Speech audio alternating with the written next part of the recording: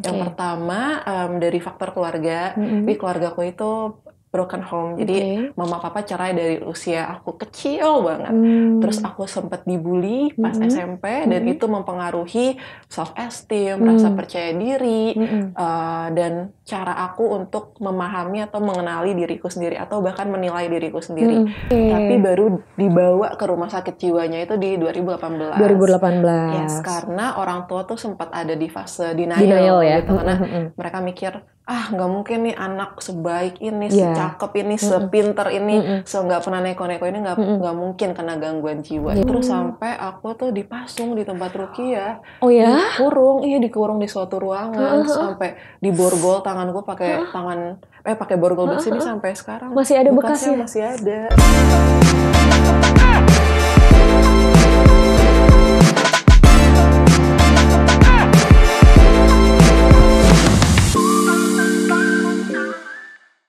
Banyak orang yang bilang kalau datang ke psikolog ataupun psikiater artinya kena gangguan jiwa. Padahal sebenarnya belum tentu. Di era modern ini nyatanya masih banyak orang yang memiliki stigma negatif terhadap orang-orang dengan masalah kesehatan mental dan juga orang-orang yang meminta bantuan profesional. Hal itu serta-merta membuat banyak orang kemudian memberikan diskriminasi ataupun perbedaan terhadap orang-orang yang meminta bantuan profesional dari segi kesehatan mental. Padahal banyak loh orang-orang yang punya masalah kesehatan mental nyatanya mampu bangkit dan justru malah menjadi inspirasi bagi orang lain.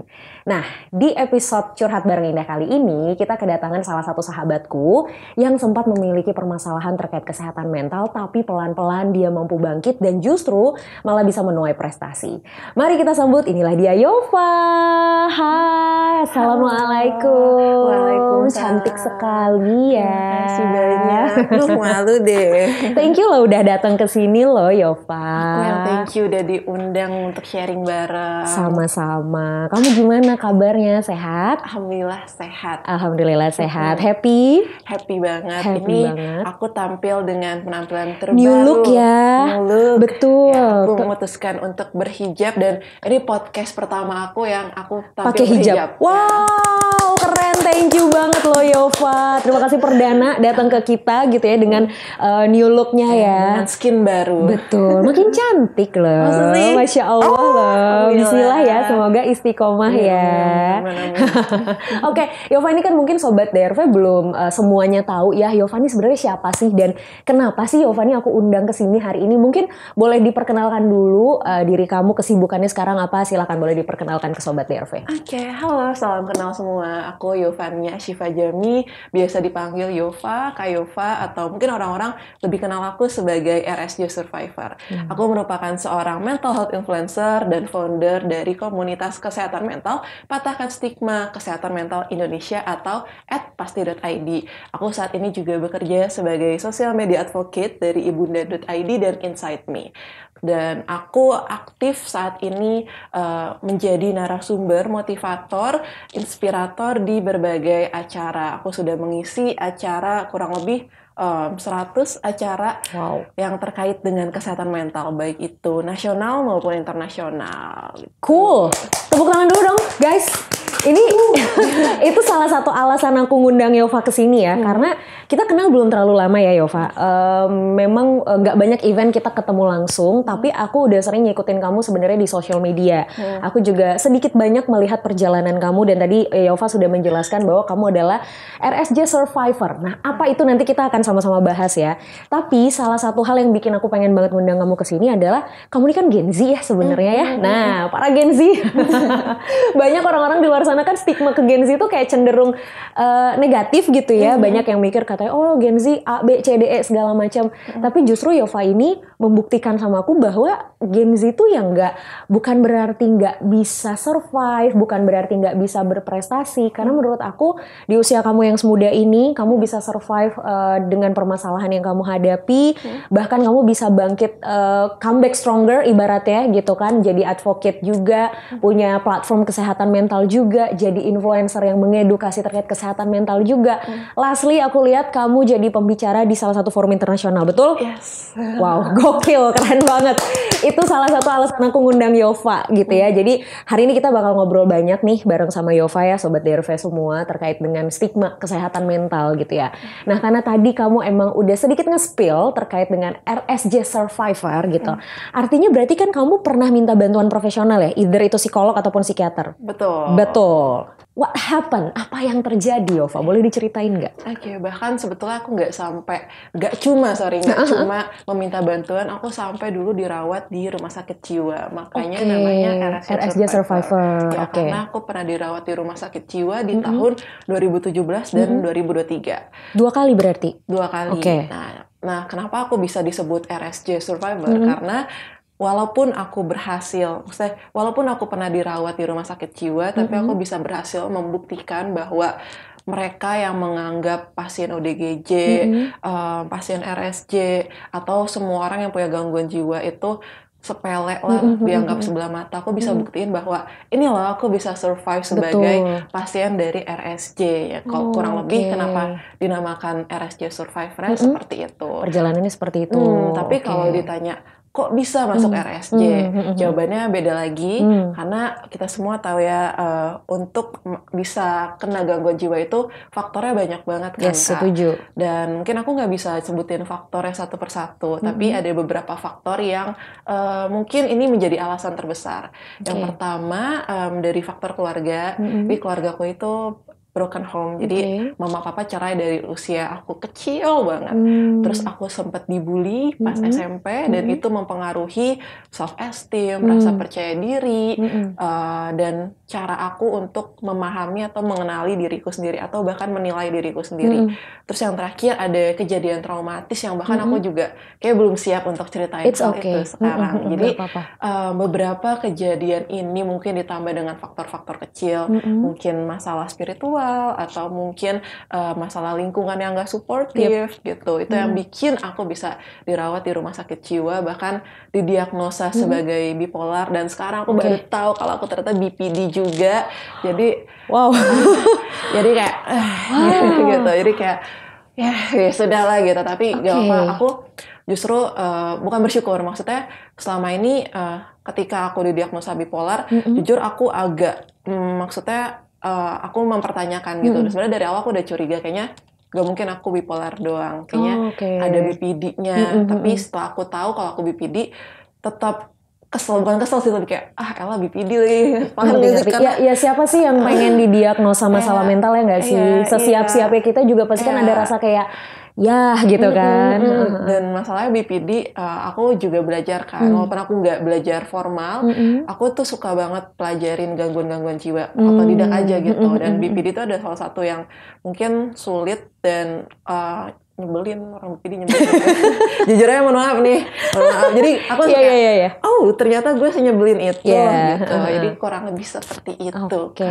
Jadi mungkin nih buat Sobat DRV semua ada yang masih bingung juga ya sebenarnya bipolar tuh apa, BPD itu apa. Mungkin bipolar jauh lebih familiar dan populer ya dalam tanda kutip dibanding BPD ya. Jadi kalau bipolar itu kan sederhananya terkait dengan perubahan mood yang signifikan. Tapi sebenarnya nggak sesimpel abis happy terus marah terus happy lagi, enggak gitu. Ada fasenya ya, ada fase maniknya, ada fase depresifnya, dan tipenya juga sebenarnya ada banyak kalau bipolar. Nah kalau BPD atau borderline personality disorder ini AKA kepribadian ambang ya. Jadi somehow kita nih yang memiliki BPD itu kadang kita juga nggak bisa mencerna, nggak bisa memahami, nggak bisa memaknakan gitu ya, yang kita rasain tuh sebenarnya apa ya nggak sih? Somehow kayak either itu kita bisa on banget, kadang bisa off banget, atau kadang ya di tengah-tengah. Kita bingung ini tuh yang lagi kita rasain apa. Kurang lebih tuh seperti itulah ya penjelasan sederhananya. Tapi ini disclaimer buat Sobat DRV semua, please jangan self-diagnose ya. No banget, no self-diagnose.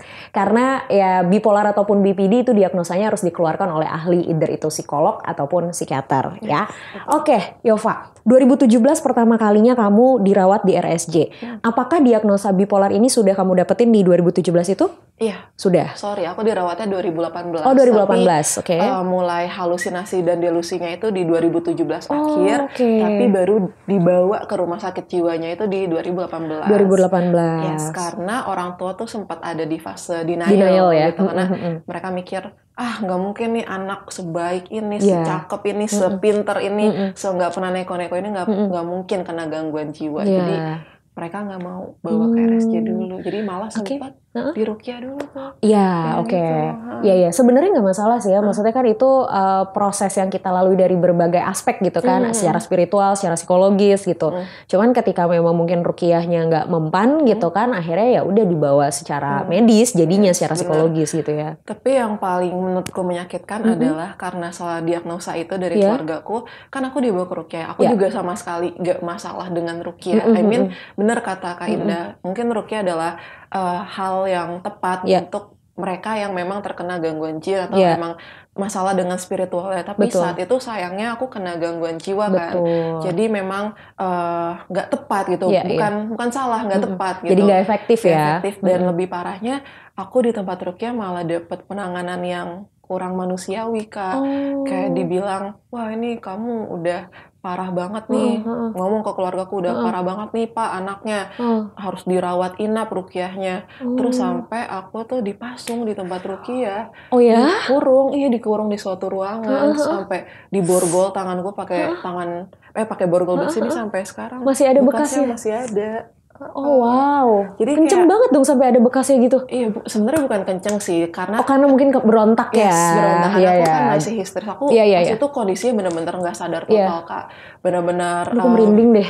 Iya, benar-benar kayak diajak ngobrol aja nggak bisa. Dan bayangin orang yang lagi lost control gitu sama dirinya, tiba-tiba diborgol ya pasti histeris dong. Pasti ngamuk. Sama aja kayak pasien yang lagi gaduh gelisah kan gitu. Jadi tanganku luka, lebam, lecet-lecet gitu. Dan parahnya keluarga juga nggak tahu kalau aku diperlakukan seperti itu gitu. Jadi kan keluarga pulang, keluarga nggak boleh datang sama sekali. Tapi untungnya keluarga tuh mungkin kayak ada feeling kali ya. Jadi mereka datang di hari ketiga ngelihat kondisiku seperti itu langsung wah marah banget dan mungkin juga ngerasa bersalah sama aku. Akhirnya mereka udah milih nggak denial dan baru dibawa ke rumah sakit jiwa gitu. Oh, jadi karena sempat melihat situasi dan proses kamu di Ruqyah itu yang membuat keluarga akhirnya ya udah deh kita bawa aja ke RSJ gitu ya. Oke.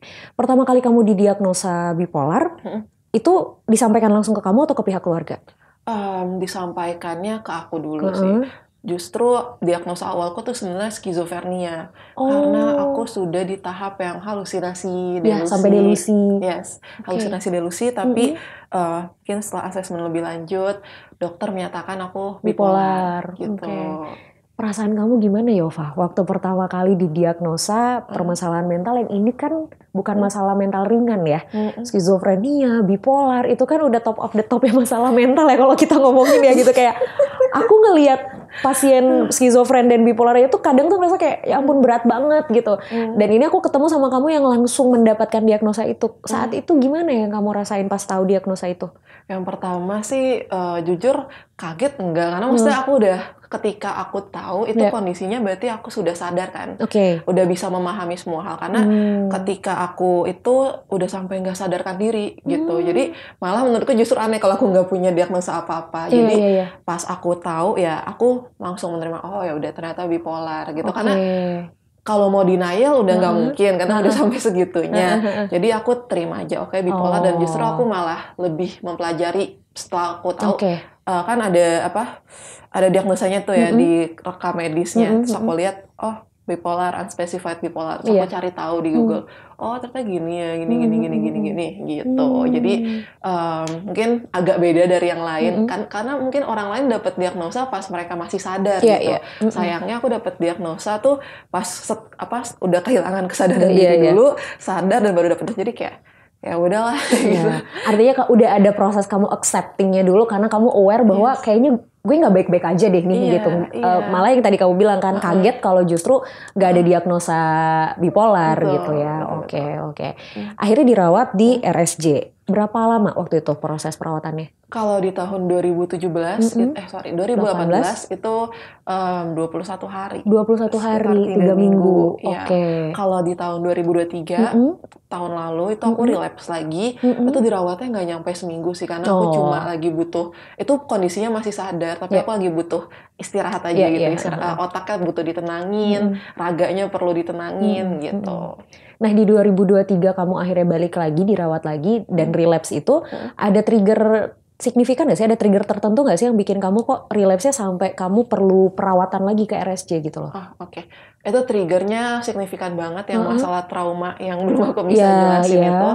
Itu jadi aku kira di tahun 2018 kan aku dari 2018 alhamdulillah udah mulai stabil. Dan aku sejujurnya dengan traumaku yang ini aku tuh bukan nyembuhin, tapi aku nutupin. Jadi kayak ibaratnya kayak ada luka borok di sini gitu. Kan kalau luka harusnya disembuhin gitu ya. Kalau aku nggak tuh, aku tutupnya, aku perban, tutup. Terus kayak lukanya memborok.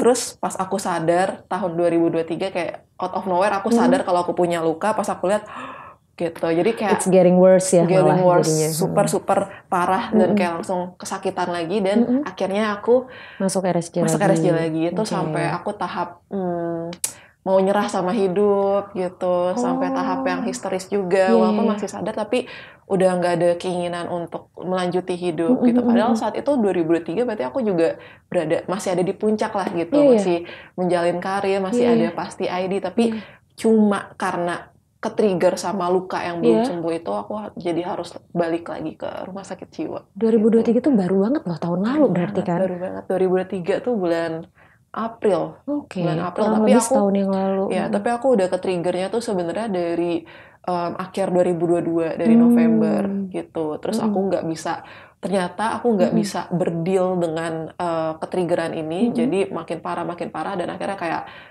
ini lucunya ini sih, aku ke RSJ itu aku menyerahkan diri sendiri.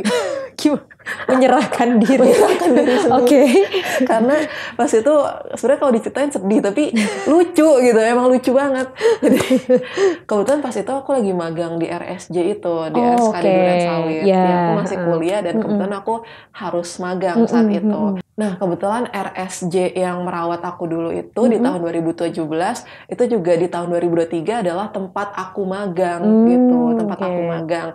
Jadi di tahun 2003 ya aku sering banget ke sana, setiap hari aku magang di sana gitu.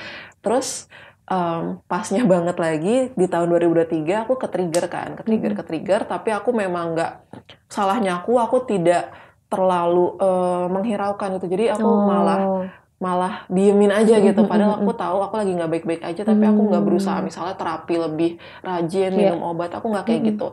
Sampai pas udah parahnya banget, itu tuh aku lagi benar-benar kabur dari rumah, nggak mau ketemu siapa-siapa. Aku nginep di salah satu hotel dan aku udah berdiri di kayak pinggir kali gitu.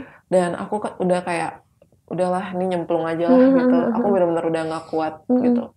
Tapi untungnya banget pas itu tuh aku bawa kayak buku kecil, kan aku suka bawa buku kecil yang untuk nulis apapun. Terus pas aku lihat ada gambar-gambarku pas depresi, ada gambar-gambar pokoknya gambar-gambar yang sedih. Tapi selain itu buku yang emang digunain buat apapun gitu. Ada buku tulisan-tulisan kayak tugas harian, catatan-catatan meeting gitu. Sampai di beberapa lembar terakhir tuh aku lihat ada tulisan kayak resolusi 2023. Dan aku ngeliatnya kayak, wow, gue masih punya mimpi ya, gue masih punya tujuan ya, kayak nggak mau kalau ini nggak kecapaian, nggak mau kalau misalnya ini nggak bisa terwujud. Terus tapi mikir lagi, tapi kalau misalnya gue milih buat nyemplung, gue milih buat mengakhiri di sini, kayak berarti semua mimpi-mimpi ini nggak ada yang kewujud dong gitu. Jadi aku kayak langsung, oke, kita tutup bukunya, mari kita ke rumah sakit jiwa. Jadi proses menyerahkan dirinya di situ. Iya, aku langsung bener-bener pesan Grab itu jam 2 dini hari. Aku pesan Grab ke rumah sakit jiwa dan aku langsung ketemu sama satpamnya yang which is aku juga kenal banget karena aku lagi magang di situ. Terus dengan keadaan kayak udah mengenaskan lah keadaannya, udah mata beler, sembab gitu, nangis-nangis kayak, "Pak, saya butuh bantuan Pak." Gitu. Kata dia, "Ya Allah, Yova, kenapa?" Gitu. "Nggak tahu Pak, saya benar-benar pikirannya mau mati aja." Gitu. Terus akhirnya satpam langsung bawa ke IGD. Gitu. Langsung bawa ke IGD sama dokter gitu. Terus akhirnya dirujuk untuk dirawat. Aku juga disuruh telepon keluargaku datang, dijelasin prosedurnya segala macam dan akhirnya aku dirawat gitu. seminggu. Nah, dan karena kondisinya masih sadar, maksudnya aku cuma butuh penenang lah gitu, butuh istirahat, butuh rehat, itu cuma dirawat seminggu. Dan aku saat itu lagi fase nulis skripsi juga, jadi aku emang yang request ke dokternya untuk, "Dok, jangan lama-lama di sini. Kalau misalnya aku udah bisa balik, tolong balik, aku harus ngerjain skripsi." tetap tugas utama diingat ya. Lagi depresinya tetap harus beresin skripsi. Wajib. Itu tuh aku sampai mikir, "Dok, saya boleh bawa laptop dong dok, saya nulis skripsi di sini dong dok." Tentu saya nggak dibolehin sih. Gitu. Aduh ya ampun. Tapi tadi aku ada hal yang menarik pas kamu bilang ketika lagi momen kamu udah di ujung tanduk itu ya gitu ya, kamu udah tinggal ibaratnya nyemplung gitu kan, terus kamu bawa buku, kamu baca lagi tulisan-tulisan kamu, fase-fase depresi kamu baca resolusi-resolusi yang mau kamu capai di tahun itu. Ini sebenarnya adalah pentingnya journaling ya nggak sih? Maksudnya banyak orang di luar sana yang masih nyepelein journaling ya nggak sih? Kayak ngapain sih nulis-nulis? Males nulis. Walaupun sebenarnya nulis tuh kan nggak harus menulis indah gitu kan, berapa paragraf ya enggak, apapun yang ada di pikiran dan perasaan kita tuh sebenarnya bisa ditulisin ya kan. Dan ternyata tulisan kita ini juga yang justru malah membantu kita untuk tetap survive di kondisi kita sekarang ya nggak sih? Mungkin kalau nggak ada tulisan itu juga kamu nggak tahu kalau ternyata kamu tuh udah berjuang hebat banget gitu, kamu tuh udah jauh banget gitu loh berjalannya, ibaratnya dari kamu yang di 2017, 2018 terus kamu di 2023 gitu kan, akhirnya itu yang membuat kamu tetap bertahan ya waktu di posisi udah mau di ujung tanduk itu gitu ya. Oke. Nah seminggu dirawat di sana, nah terus itu posisinya berarti kamu masih kuliah gitu kan, kamu lagi skripsi juga, kamu udah jalanin pasti ID juga. Nah waktu di 2018 pertama kali masuk RSJ berarti sudah kuliah juga? Enggak, itu SMA. Itu belum? Oh itu kelas SMA. 10. SMA kelas 10. Even belum lulus ya, maksudnya masih 10 itu kelas 1 ya? Kelas 1. Berarti teman-teman tahu tentang kamu masuk RSJ di diagnosa bipolar? Nah, terus itu kan kelas 10 SMA. Nah, awalnya tuh teman-temanku nggak tahu karena tiba-tiba aja aku kayak menghilang. Iya. Gak masuk 3 sekolah. minggu loh. Iya, bahkan gak 3 minggu doang, 3 bulan aku gak masuk sekolah. Oh iya benar. Dan alhamdulillahnya guru tuh paham, maksudnya bahkan awalnya gurunya gak percaya kalau aku masuk rumah sakit jiwa. Gurunya tuh gak percaya sama kondisiku. Karena emang sebelum kejadian tuh aku kelihatan normal banget, senormal itu, malah kayak yaudah anaknya pinter gitu. Pokoknya kayak udah anak baik-baik aja menurut guruku, nggak mungkin tiba-tiba aku kayak gitu gitu. Nah awalnya guru nggak percaya, terus akhirnya mamaku datang ngobrol, bahkan guruku sampai nyamperin ke rumah aku untuk melihat kondisi aku beneran nggak sih ini tiba-tiba anak kehilangan kesadaran seperti itu. Terus akhirnya aku juga dibawa ke rumah sakit jiwa juga, guruku juga nggak nyangka juga, maksudnya kayak seriusan dibawa ke RSJ. Nah sebenarnya tuh dari RSJ itu mereka nggak bisa bikin surat keterangan bahwa dia lagi dirawat di rumah sakit jiwa gitu. Ya? Karena kayaknya kalau nggak salah untuk privasi gitu deh. Iya. Nah, tapi saking urgentnya karena sekolah nggak percaya, akhirnya aku dibuatkan surat keterangan. Tapi kayak Yovania sedang dirawat di RS ini gitu aja. Terus buat teman-teman, guruku itu menjaga banget privasi aku. Teman-teman yang tahu itu cuma beberapa orang yang terpercaya setahu aku. Jadi cuma 1-2 orang yang tahu kondisiku. Sisanya bahkan ketika aku masuk SMA lagi, maksudnya aku kembali ke sekolah, H-1 atau beberapa hari sebelumnya, guruku langsung ngasih pengumuman kayak, "Teman-teman, besok Yova masuk. Tolong jangan banyak tanya ke Yova, biarin dia fokus aja." Gitu-gitu lah. Jadi kayak udah kasih disclaimer, pokoknya nggak usah banyak nanya gitu. Jadi emang ada beberapa temanku yang bertanya-tanya gitu kayak, Kenapa sih 3 bulan kok gak masuk? Bahkan sampai muncul rumor-rumor juga, itu rumornya lucu-lucu banget sumpah. Kayak ada rumor yang katanya aku indigo, lagi kerasukan gitu. Terus ada rumor yang bahkan aku lagi hamil gitu. Itu pokoknya banyak banget rumor karena emang tiba-tiba nih anak kemana gitu 3 bulan gitu. Terus jadi intinya aku juga bersyukur banget sama sekolahku karena mereka sangat menurutku bagus cara menanggapinya. Pertama, menghargai privasi aku dan bisa menjaga privasi aku. Walaupun endingnya ya aku yang sebarin juga sih kenapa aku habis dari mana dan kenapa aku yang ngasih tahu justru. Gitu. Sebenarnya berarti guru kamu juga suportif juga ya untuk menjaga privasi kamu juga. Nah, akhirnya setelah teman-teman kamu tahu nih soal keadaan kamu, respon teman-teman kamu gimana? Untuk teman-teman aku dulu pas kelas 10 tuh awalnya punya circle-nya tuh lumayan banyak lah. Ada beberapa kayak geng-geng SMA gitu. Nah, aku deket banget sama mereka awalnya. Tapi setelah dari rumah sakit jiwa, awalnya mereka masih nemenin aku tuh. Karena sebetulnya memang dititipkan sama guruku untuk jangan jauh-jauh dari Yova gitu. Tapi lambat laun mungkin mereka juga ngerasa kurang nyaman sama aku. Akhirnya aku dijauhin sama temanku yang circleku yang itu gitu. Dan mereka bilang aku jadi beda, terus aku alasan mereka ngejauhin itu lucu-lucu deh. Bukan lucu, banyak gitu. Pertama aku jadi beda, kan sebelumnya tuh aku orangnya mungkin jaim yang tertutup gitu. Tapi setelah aku keluar dari RSJ, aku memang nggak mau menutup diriku lagi, aku menjadi diriku apa adanya gitu. Dan mereka kurang bisa menerima hal itu gitu. Terus yang kedua katanya aku celamitan karena kan obat psikiater tuh ini ya bikin menambah nafsu makan. Bikin lapar emang. Jadi kayak kalau misalnya ada yang lihat temen lagi makan terus aku lihat kayak aku langsung minta gitu. Dan itu nggak salah sih, maksudnya kayak aku jadi mereka juga kesel sih gitu. Tapi menurutku gak usah dijauhin lah, dibilangin aja lah kayak atau kalian bisa nolak gitu, nolak aja gitu. Tapi kayak ya udahlah, it's okay lah pilihan mereka buat ngejauhin aku gitu. Dan beberapa alasan lainnya juga yang mungkin mereka merasa aneh atau ada juga yang bilang jangan dideketin deh dia pasien RSJ, pokoknya banyak banget ya yang kayak gitu. Pasti stigma itu ada nggak sih ya kan? Maksudnya kita juga nggak menutup mata ya, zaman sekarang masih banyak banget orang yang punya stigma negatif nih gitu ya. Gak usah pasien RSJ deh gitu ya, orang-orang yang datang ke psikolog atau psikiater aja, bahkan mungkin datang ke psikolog cuman klinik kecil doang aja orang udah kayak mikir kenapa nih gitu kan, gangguan jiwa atau apa, apalagi nih jelas-jelas kamu udah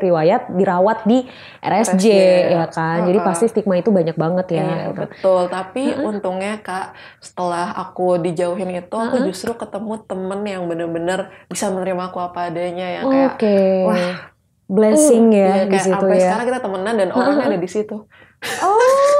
Dia. Itu teman SMA aku, ya Maria namanya. Maria tuh teman SMA aku, kayak bener-bener Maria orang pertama yang ngajak aku kenalan. Bukan kenalan, sorry. Dia duduk di sebelah aku. After kamu menghilang itu ya? Iya, after aku menghilang kan aku udah dijauhin juga tuh. Terus aku tuh udah sengaja banget duduk di kursi yang paling depan guru biar ya udahlah nggak ada yang sebelah gue udah capek banget. Bener.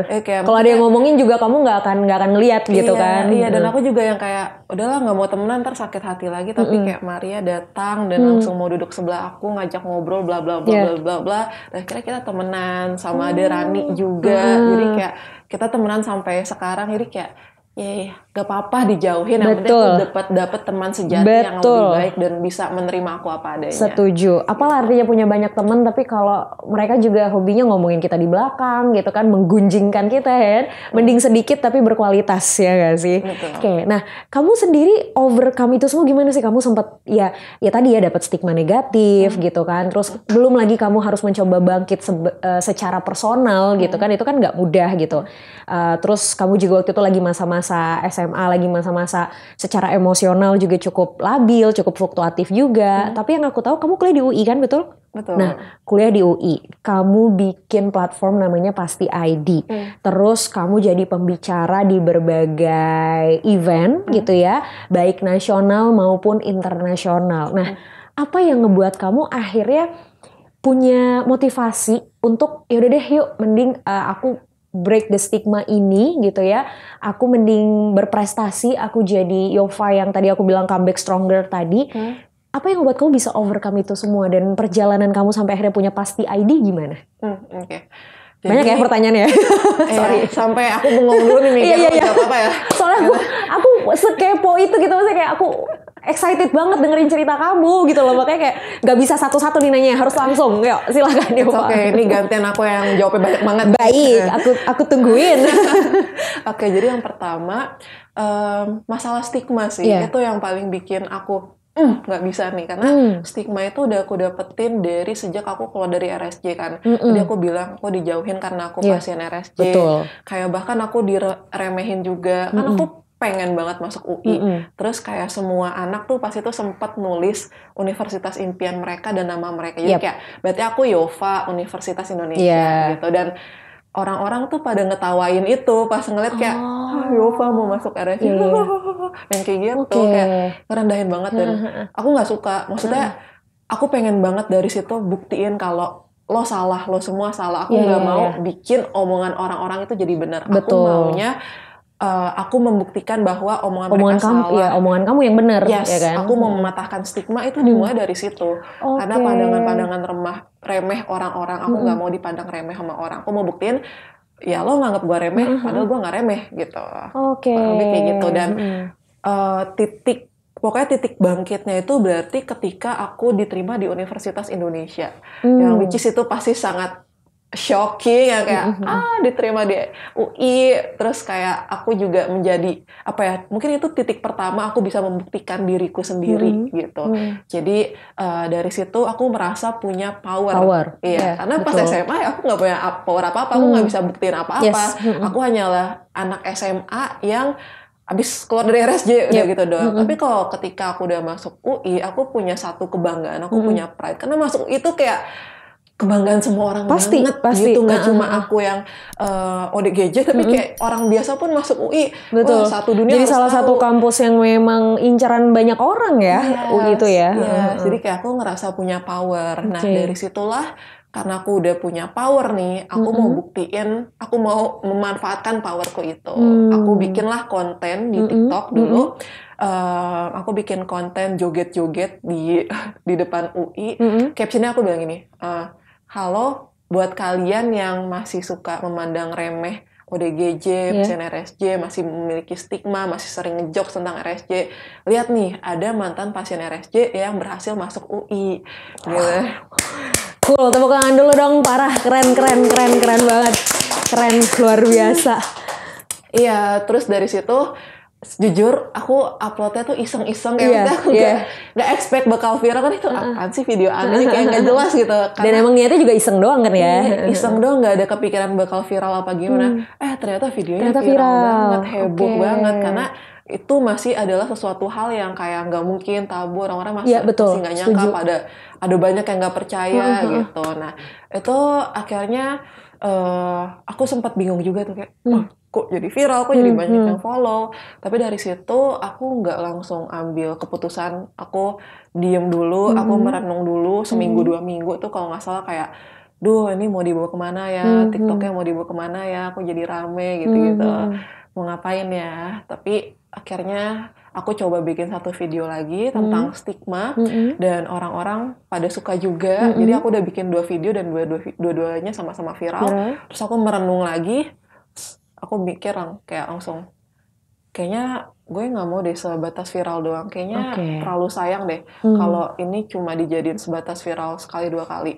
Aku mau kontenku ke depannya itu aku bawa untuk hal yang positif, udah bukan sekedar viral, tapi aku punya tujuan beneran. Tujuan untuk bikin konten yang berkaitan dengan kesehatan mental, dan fokus utamanya itu mematahkan stigma kesehatan mental. Untuk memotivasi, untuk menginspirasi, dan juga mengedukasi gitu. Jadi dari situ aku fokus mulai konten di TikTok dulu awal, RSJ Survivor. Karena dulu Instagram belum ada Reels kan. Oh iya, gitu. betul. Jadi dari situlah kurang lebih untuk yang konten creator. Nah kalau untuk yang Pasti ID itu diawalinya lucunya adalah itu tugas kuliahku di Humas Vokasi UI. Jadi di Humas Vokasi UI itu ada namanya semester 2 mata kuliah pengelolaan proyek dan ajang khusus, dimana kita sebagai mahasiswa harus dibikin suatu acara. Kita bikin acara, jadi kayak kita semacam I.O. gitu. Dan ada kelompoknya, ada topiknya juga, dan emang alhamdulillah ya Allah, ini takdir Allah banget. Aku dapat topik kesehatan mental gitu. Oke, Padahal itu nggak pas bisa banget ya. milih, itu dipilihin dosen dan aku kayak, aku suka banget sama topiknya. Jadi aku menjalankan tugas kuliah itu dengan sepenuh hati. Aku jadi project officer-nya, aku jadi ketua kelompok, aku bikin yang heboh deh acaranya, yang alhamdulillah acaranya juga sukses. Dulu masih pandemi ya, 2021. Jadi kita acaranya webinar, tapi walaupun webinar, antusiasmenya tuh tinggi banget. Yang daftar tuh ribuan, sampai followersnya tuh belum ada 2 bulan itu udah nyampe hampir 4.000 kalau nggak salah. Jadi emang sangat-sangat banyak antusiasme dari orang-orang, dan acaranya pun sukses, yang datang banyak, yang jadi peserta banyak, terus pembicara-pembicara juga keren, ada Irfan Hakim, Sanil Leonardo, ada Dr. Ahmad Saiful, dokter aku. Jadi aku rasa ini acaranya oke banget gitu, dan bahkan setelah acaranya berakhir, jadi tugas kuliahku udah tuntas, udah bikin LPJ segala macam, itu masih banyak yang nagih kayak, Kak bikin event lagi, bikin acara lagi gitu. Mereka tuh masih menunggu-nunggu. Jadi aku melihat kondisi itu, aku langsung mikir, kayaknya sayang banget deh kalau nggak dilanjutin. Sayang banget kalau ini berhenti hanya sebagai project dari kampus gitu. Karena followers IG Pasti aja tuh dulu namanya masih Pasti PR, karena masih di bawah PR Vokasi UI. Sayang banget kalau ini nggak dijadiin something yang lebih impactful, nggak cuma project doang. Tapi aku mikir dijadiin apa ya gitu-gitu. Tapi setelah aku mikir, aku juga izin ke dosenku, izin ke teman-teman kelompokku, aku jelasin ke mereka, guys, gue izin untuk mengembangkan Pasti PR ini menjadi sesuatu yang lebih berdampak. Gue mau bikin komunitas dan platform kesehatan mental, karena udah nggak bawa nama UI lagi, gue akan lepas dan akan bawa pakai nama Pasti ID, patahkan stigma kesehatan mental Indonesia gitu. Dan alhamdulillah dosenku setuju, terus teman-temanku juga setuju, bahkan teman-teman kelompokku ada beberapa yang mau join lagi gitu, mau bantu running lagi gitu. Dan dari situ aku bersyukur banget Pasti ID bisa menjadi platform dan community yang sampai sekarang bisa berdampak untuk kesehatan mental di Indonesia. Saat ini tuh kami udah punya sekitar 50 anggota, dan 50 anggotanya itu berarti per periode. Sebelum-sebelumnya mungkin sudah sampai ratusan anggotanya kalau digabungin gitu. Dan kita sudah membuat, yang tadinya kan Pasti PR cuma bikin satu acara, ini kita tuh bisa buat udah banyak banget acara yang kami selenggarakan dan akan kami selenggarakan. Jadi kayak aku bersyukur banget dengan aku masuk UI, punya kesempatan untuk bikin platform ini juga, dan bisa berimpact lebih jauh. Karena aku rasa kalau aku cuma sebagai content creator, cuma sebagai influencer mental health, aku hanya bisa berinteraksi langsung di kolom komentar. Paling cuma sebatas itu. Tapi kalau aku membuat sebuah komunitas, aku benar-benar bisa berdampak langsung. Impact-nya lebih nyata ya? Iya, impact-nya lebih nyata, dan aku bisa langsung turun ke masyarakat. Misalnya ke ODGJ, aku temui mereka di panti sosial gitu. Jadi aku bahkan bisa merangkul teman-temanku di komunitasku gitu. Wow, luar biasa, perjalanannya panjang, tapi akhirnya hasilnya ya insya Allah mudah-mudahan juga memang sesuai dengan tujuan awal ya Yova ya. Bisa ngasih impact gitu, bisa ngasih, dan tadi gitu sesuai namanya, patahkan stigma kesehatan mental di Indonesia ya. Ini hal yang menurut aku penting banget dimiliki sekarang, khususnya untuk para generasi muda ya, karena memang alhamdulillahnya sekarang tuh generasi muda udah banyak banget yang aware sama kondisi kesehatan mental, dan dengan hadirnya Pasti ID ini, hadirnya kamu juga sebagai advocate mental health, itu sebagai influencer ataupun content creator di bidang mental health, ini bisa membantu lebih banyak orang yang dapat edukasi dan awareness terkait kesehatan mental. Nah Yova, sebagai generasi muda nih, sebelum kita tutup ya, aku pengen dong Yova mungkin kasih pesan ke teman-teman generasi muda di luar sana. Apa sih yang harus mereka lakukan, atau apa yang mau Yova sampaikan supaya teman-teman di luar sana tuh bisa tetap aware sama kondisi kesehatan mentalnya dan jangan ragu untuk meminta bantuan profesional. Monggo. Halo buat teman-teman yang mungkin sepantaran sama aku, Gen Z. Aku harap kita bisa terus berdampak, kita bisa terus menyuarakan isu kesehatan mental, agar mental health ini awareness-nya semakin tinggi, orang-orang bisa sadar bahwa kesehatan mental itu penting. Tapi juga aku mau ngingetin, walaupun sekarang kita tahu banget ya mental health issue itu lagi marak banget, jangan sampai kalian meromantisasi itu, jangan sampai kalian self-diagnose juga juga kalau kalian ngerasa gejala-gejala yang kalian alami itu sama kayak di TikTok, sama kayak di Reels, jangan self-diagnose. Kalau kalian merasa ada yang janggal atau ada yang merasa terganggu dengan diri kalian sendiri, jangan ragu untuk cari bantuan ke profesional, ke psikolog atau ke psikiater. Ayo kita berusaha lebih baik untuk kesehatan mental kita sendiri. Thank you so much. Thank you so much, Yova. Wow, it's really nice to talk with you, Yova. Wow, aku sebenarnya masih banyak banget pertanyaan, tapi ya nanti bisa 2 hari 2 malam kayaknya di podcast nggak selesai ya, gitu. Terima kasih banget, Yova, udah mau sharing, udah mau overcome your insecurity, of course, gitu ya, dengan permasalahan kamu di kesehatan mental. Terima kasih juga kamu sudah mau survive, resiliensimu juga bagus banget, dan yang terpenting terima kasih sudah mau menginspirasi Sobat DRV semua di luar sana, khususnya generasi muda, bahwa walaupun kita pernah punya masalah, kita pernah punya kekurangan, itu nggak bisa dijadikan alasan untuk kita akhirnya tidak bangkit dan kembali menemukan cahaya kehidupan kita. Ya nggak sih? Ya kan? Setuju. Setuju banget. Oke, kalau gitu Sobat DRV, udah dulu kali ya. Ini sampai speechless loh jujur, karena aku bener-bener kayak kebawa banget sama ceritanya Yova. Aku respect banget, apresiasi dia banget, dan semoga apa yang diceritakan sama Yova bisa jadi inspirasi juga buat Sobat DRV semua. Dan kita akan ketemu lagi di episode selanjutnya dari Curhat Bareng Indah. Kita akan nantikan kembali cerita lain yang juga nggak kalah menginspirasi. Sampai ketemu lagi Sobat DRV, bye. Thank you Yova. Thank you. Terima kasih banyak. Salaman dulu. Oke, baik.